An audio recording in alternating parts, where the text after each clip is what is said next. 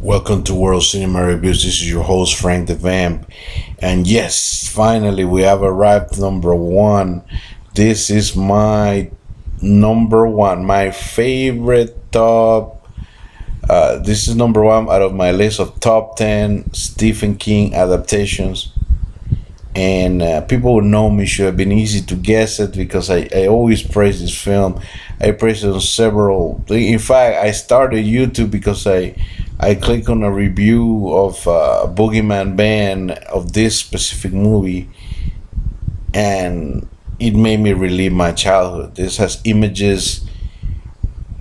How can I say? I'll let the an image speak for itself. Here is one of the most terrifying images that I've ever seen. I don't know if you can see it correctly, but that if you identify this, you know I'm talking about Salem's Lot. And that to me, to this day, I'm still afraid of this. I'm still very much afraid. And this 1979 wonderful Tobe Hooper masterpiece. We all know Tobe Hooper, right? Awesome. And now he makes a vampire kick-ass, TV pilot that was supposed to be a series that would have kicked so much ass that it would have been one of the best, vampire series of all time. It would have been one of the best series of all time, but unfortunately, for what it is my beloved Salem's Lot. And you have to go back. The fact that I'm not such a young guy anymore. I was 5 when this happened, but I didn't get to see it back then. I was growing up in Central America, so I got to see it. I want to say probably when I was 6 or 7. It came to about 81. So I saw it about a couple of years after, and I saw it dubbed in Spanish because I didn't know English back then. It's terrifying, man. It was the first time that I got introduced to horror. This is the first piece of horror that I've ever seen. Besides watching El Santo fight the mummies of Guanajuato, which by the way is a review that I'll probably put on the. It's actually one of my most watched videos, believe it or not, because there's a lot of fans of that. Very cheesy Mexican horror movie, but that's another story. But the actual verse through, but that was more cheesy than scary. This is scary. They be sold perfectly as a writer that goes into Salem's Lot trying to write a book about an old house, that's supposed to be haunted. But what he finds is a monster beyond all monsters, man. Just seeing images of Barlow and just thinking about, less is more. He hardly appears in the movie. The vampire, it's unbelievably scary. One of the scariest monsters I ever seen in my life. And the fact that when they're looking for him and they see the destroyed crate, that it fills me to fear. We so many spooky moments, but the Danny Glick,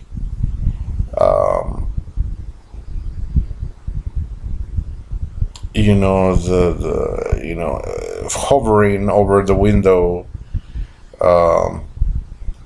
scene, it's freaking scary. That's one of the things, and the fact that this monster will eat children pretty much, and do whatever, man. Reggie Nalder, as Barlow, the late Reggie Nalder, and he was, to me, the design of it, it's a combination between Nosferatu and the freaking devil. I don't know what to say. It's just terrifying. So to me, it holds a special dear. I mean, not also is it a wonderful director, awesomely acted. You know, Lance Kerwin. I mean, everybody that acted here was awesome, spot on. All the things. I mean, it's a truly films. Vampire films are supposed to be scary. You know, there's two schools of vampires. Vampires that are kind of smooth, cool, and now they're coming out to be cute teenage crap. You know, stupid Twilight. But you know, now this is what a vampire looks like to me. That's a freaking monster, a ghoulish entity that doesn't care about anything except feeding. And you know, so many wonderful phrases. You know, face the master. You know, when James Mason is taunting the you know, the Catholic priest into facing his faith against the monster and sacrificing for the life of the boy. And it's just, man, so many. It's just perfect. There's not Stephen King and gave this to the hands of Toby Hooper, which treated him couldn't hit a home run and a half with this. It was a touchdown. It was a 99-yard touchdown. You know, on the fly. It was the best they could have been. It's wonderful.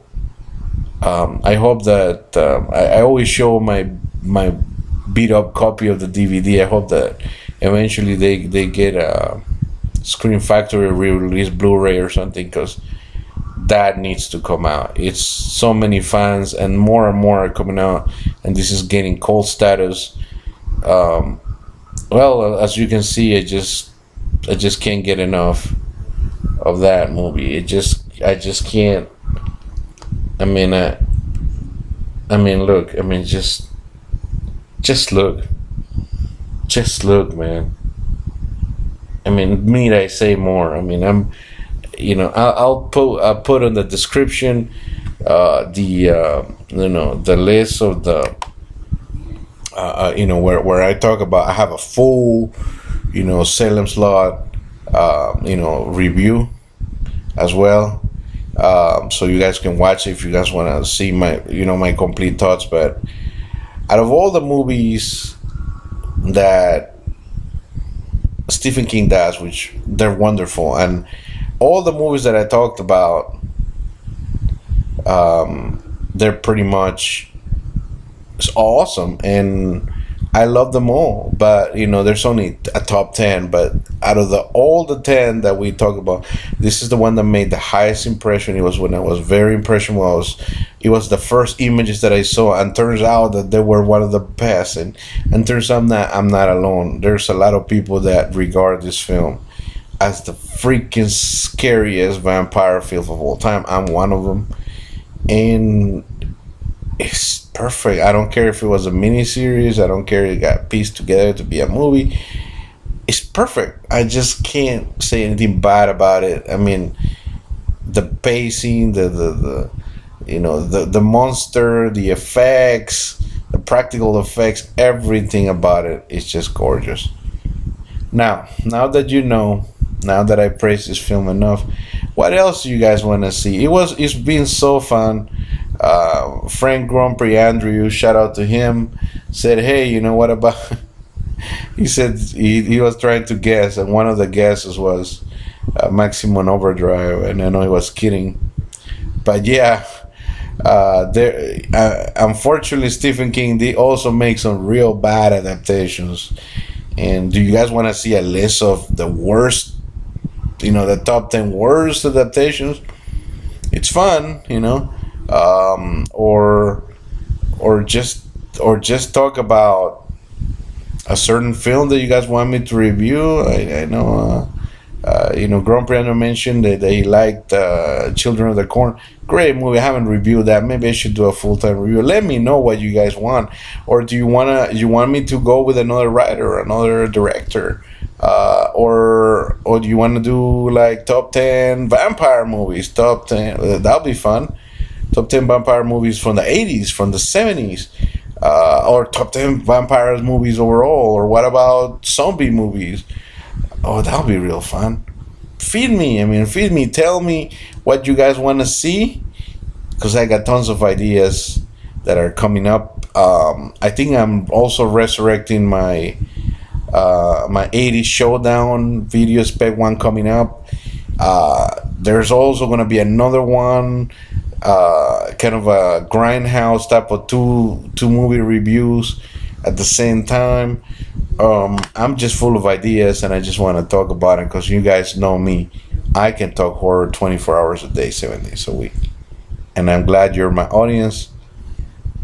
Love you all, you guys. Love all my subscribers and new guys. Please subscribe. You know, share this video, share the love, and let everybody know that Frank the Vamp is here, and he's here to stay and to haunt you in your dreams. Take it easy. Be well. Be blessed. See you guys next time for more horror in World Cinema Reviews.